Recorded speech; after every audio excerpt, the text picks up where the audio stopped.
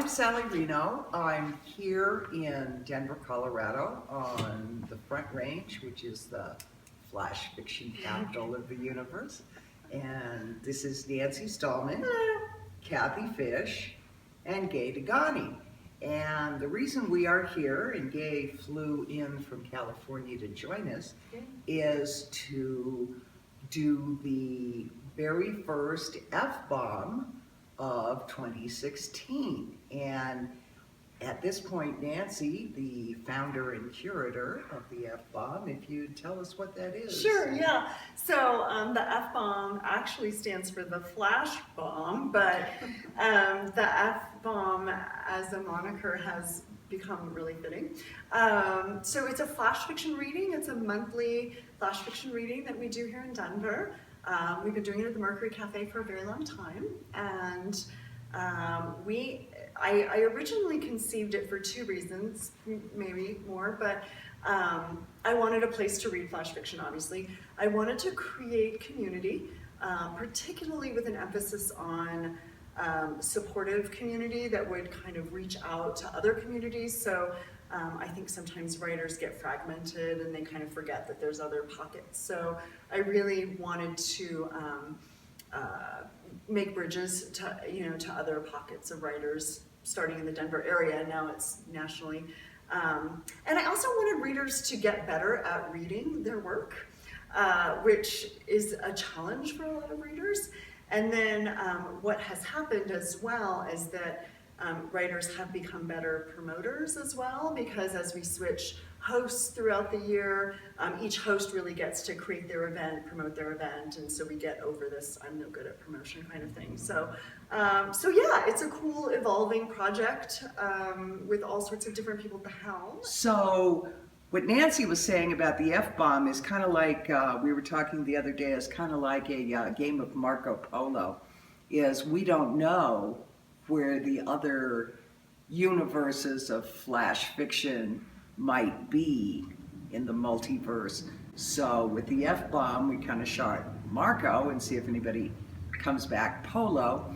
And it kind of seems like the project that we're recording this panel for, the Women Who Flash Their Lit, is kind of a similar Marco Polo kind of game. We're thinking the question that we want to tackle is, what is the appeal of flash fiction? Mostly from the point of view of what is the appeal to readers.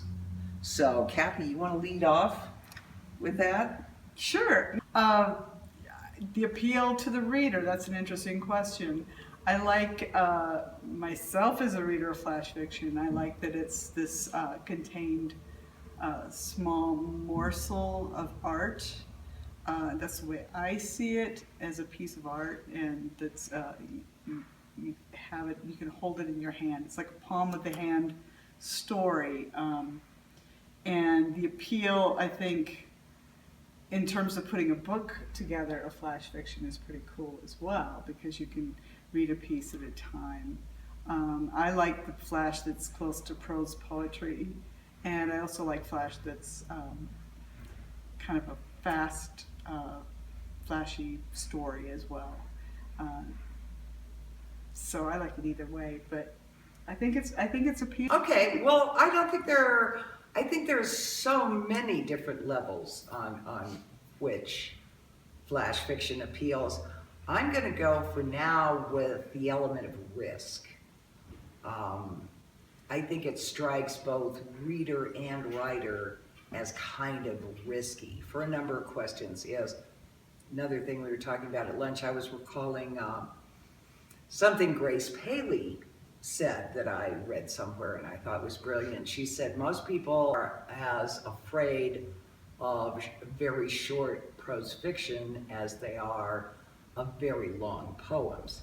And I thought of that because Gay was saying that people that she has seen shy away from what we call flash fiction these days was because they thought it was going to be something poetic, smudgy, lyrical, sideways, not a real story, unsatisfying, that sort of thing. And it can be. But the element of risk comes in, I think, from a lot of different directions.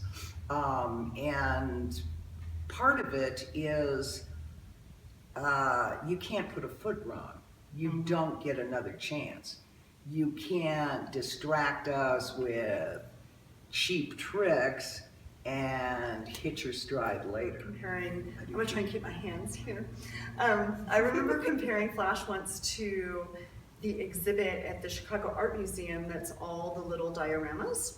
And people love to peek into these little windows and see this fully formed thing, and everything's in miniature. I mean, I think that's just kind of delightful on some level, and I think that the Flash pieces are a little bit like that. You look in these windows and it's like tiny, but it's fully formed, and it's just, so there's that kind of appeal. But beyond that, I think that, and it's something that I talk about a lot when I'm teaching Flash, is that I think Flash requires a different kind of reader, and it requires a really active reader. So part of the design, sorry, hands are out, sorry Len, part of the design of it is like we leave spaces and the reader is right behind us filling it in. And so when I design a Flash piece, I'm always asking myself, what can I not say that the reader will get?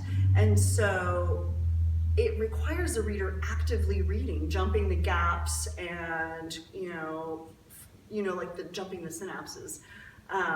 So I think a reader feels way more engaged, way more invested, like they got to figure it out on some level. I think it requires a reader to be a little bit smarter. So I think we're actually cultivating smarter readers, which totally bunks the lazy reader, theory. So it becomes this little dance, it's a little tango, between writer and reader. Like, I'm gonna throw you a clue, you got that? Great, here's another clue, follow me, we're going this way. So I think that's sort of delightful when you think about cultivating your reader as part of your system of the story. So what I'm wondering though, I love the diorama thing. I think that makes a lot of sense. And I can see that, that's a visual.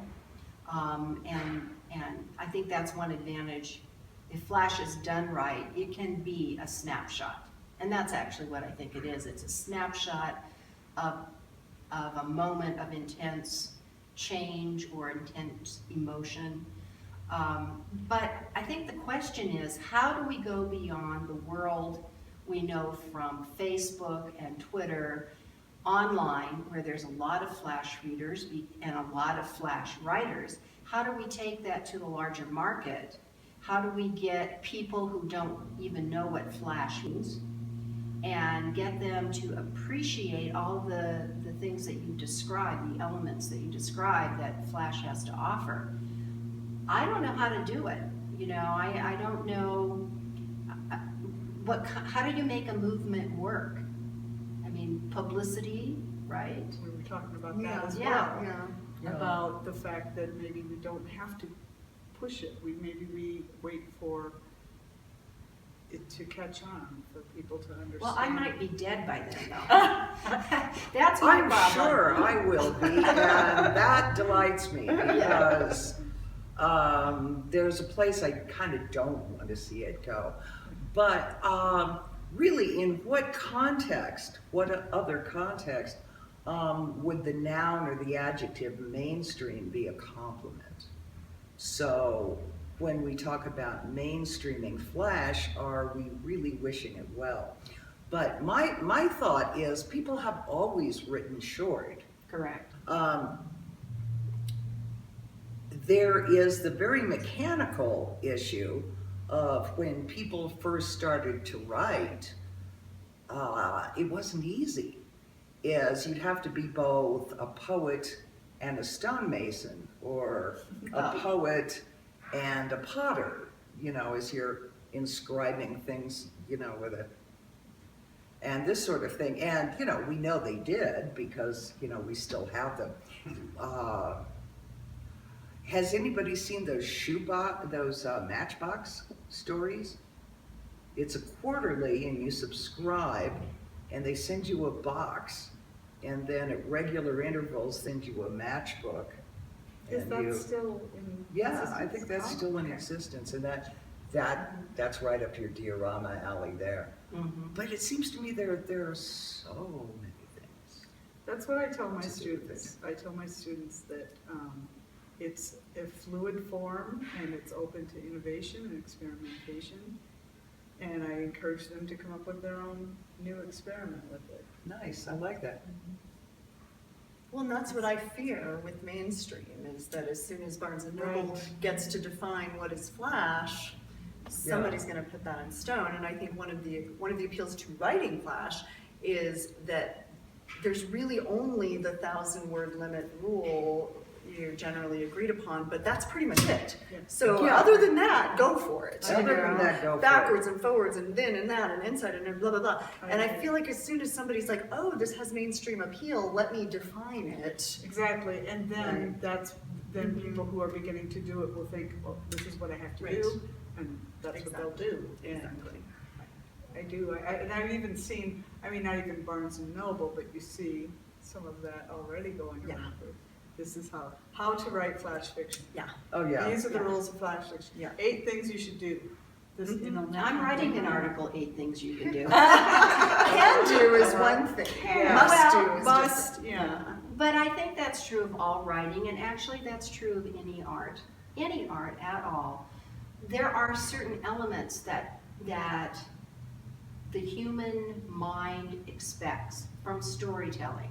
You know, if you read Joseph Campbell, they talk about how you have the same stories, you know, the same story form in all cultures.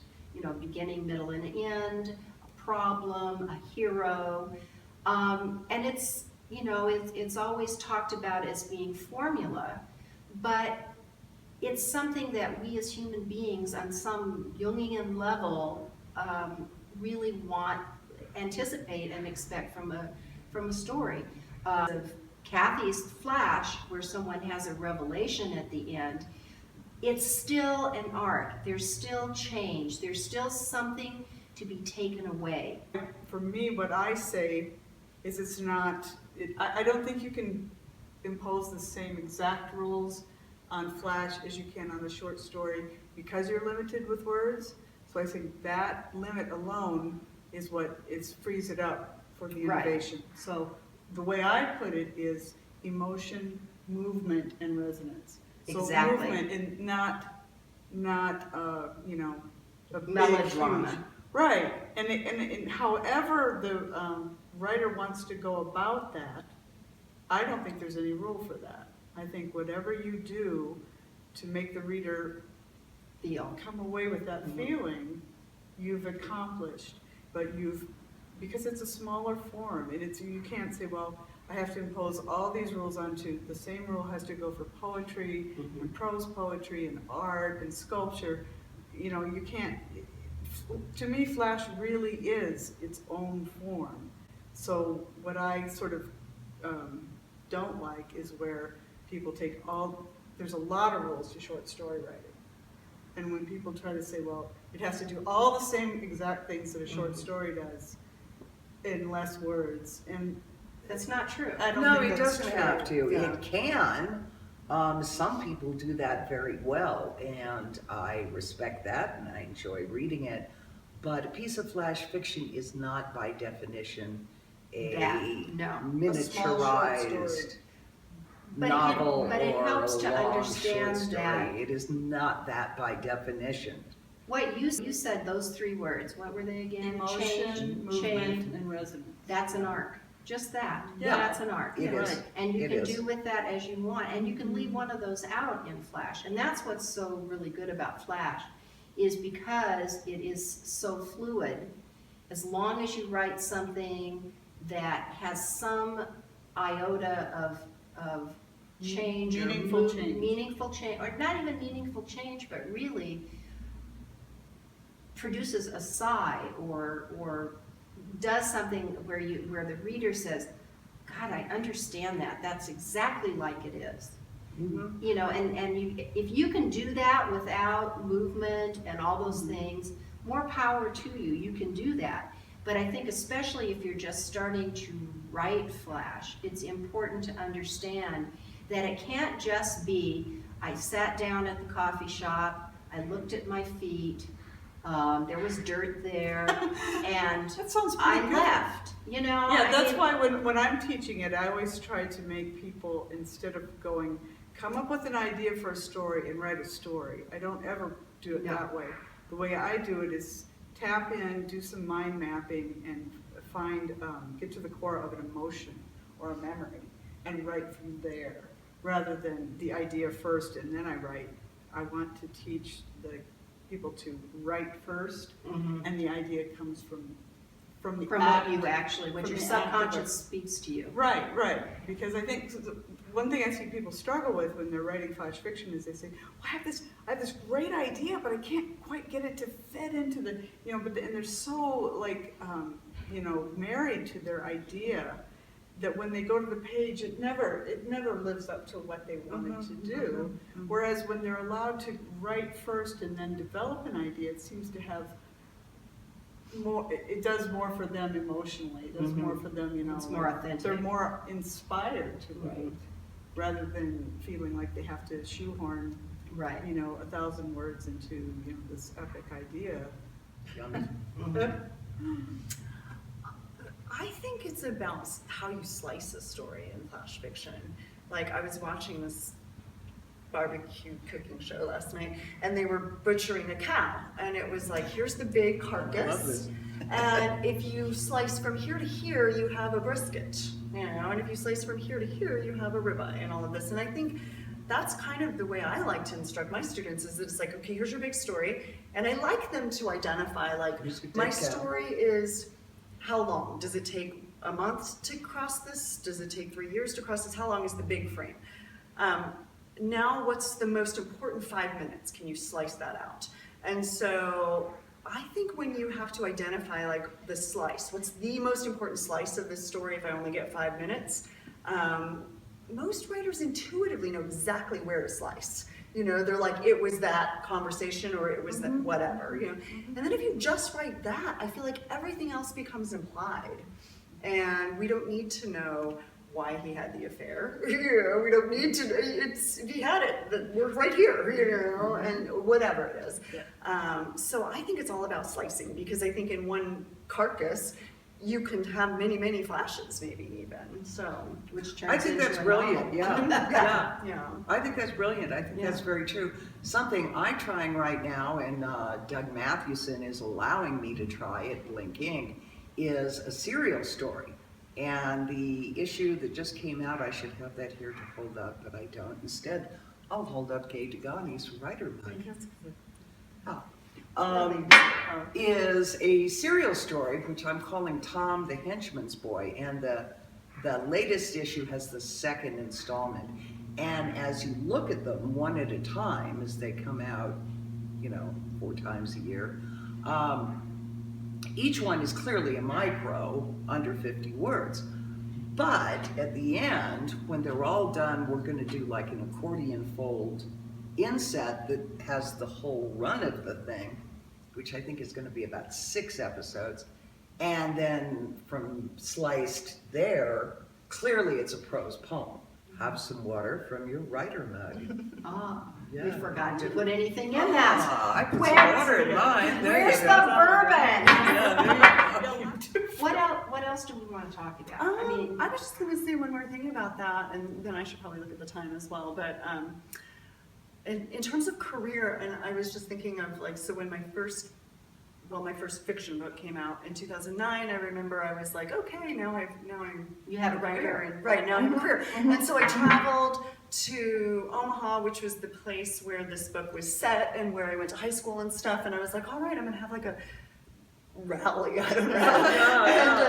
And Like some- American Idol. Right, I don't know, but it was Parade. I was expecting a full room of people, and there were like 10 people, and most of them were like my friends from high school, and I remember calling, my boyfriend when it was over and crying, because it was like I came all the way here and there was 10 people, And he was like, you just made 10 fans. Like, Yeah. that's how Yeah. it happens. Yes. It happens Yeah. one fan at It's a an time. aggregate.